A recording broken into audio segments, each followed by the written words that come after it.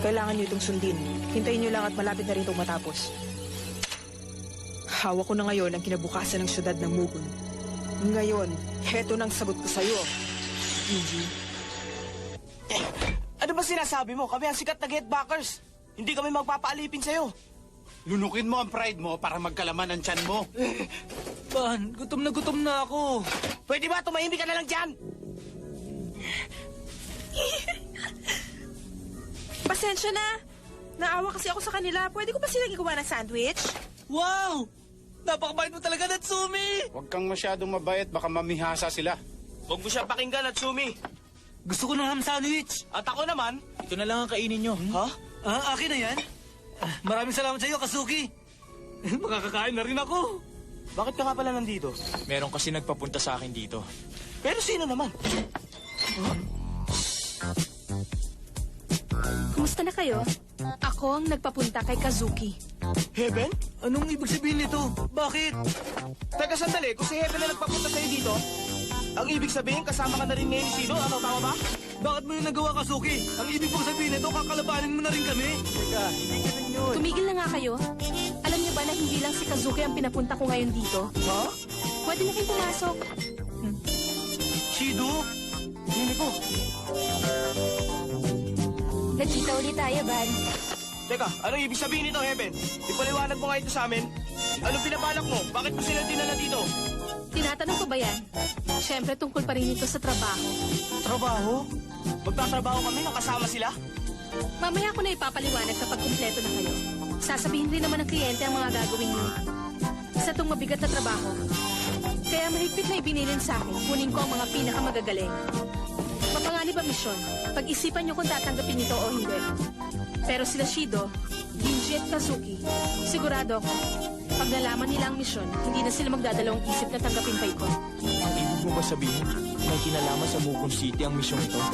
Ganun na nga. Ayan, kumpleto na kayo.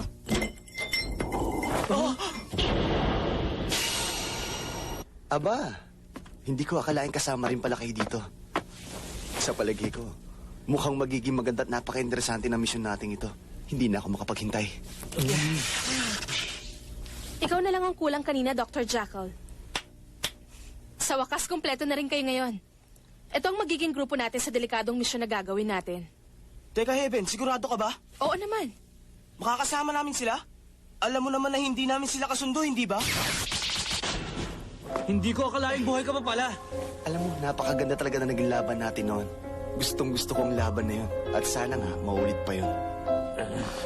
Ayoko makatrabaho ang tao na yan. Hindi ko siya mapagkakatiwalaan. Baka mamaya dyan, bigla na lang niya ako atakihin sa likod. Ano sa palagay mo, Akabane? Ayos lang ba sa'yo kung makakatrabaho mo si Ban at Ginji sa misyon natin ito? Wala akong pakialam kahit na sinong kasama ko. Sanay na rin naman ako. Dahil sa bawat misyon na pinagagawa sa akin, iba-iba ang nakakasama ko. Narinig niyo siya? Trabaho lang ito. Importante ang bawat isa sa inyo para magawa ang misyon. Bilang mga profesional, hindi nyo dapat sinasali sa trabaho ang personal na alitan. Kahit na ayaw mo sa kanya, kailangan nyo pa rin siya para sa misyon. Sa bagay, tama nga sinabi mong yan. Naiintindihan ko. Alam kong kailangan ito sa trabaho. At dahil mga professional tayo, dapat tayong makisama sa mga katrabaho natin. Pero papatulang ko ang magtangka ng masama sa amin. Nagkakaintindihan ba tayo? Ganun din ako, man. Kung gano'n, tayo na.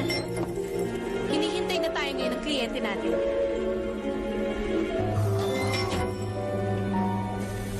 Ayos lang po kaya sila Ban at Ginji? Sa tingin ko kasi mukhang napakadelikado ng misyon nila. Delikado nga talaga yon dahil meron daw yung kinalaman sa Mugun City. Mugun City?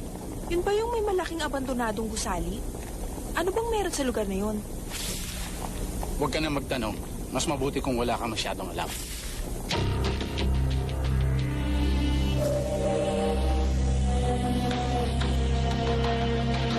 Kakaiba tayo ng misyon natin ito, ha? At nandito pa tayo ngayon sa labas ng Mugun City. Napansin ko, medyo nag-iba na ngayon ang itsura ng Mugun City. Hindi ba, Kazuki?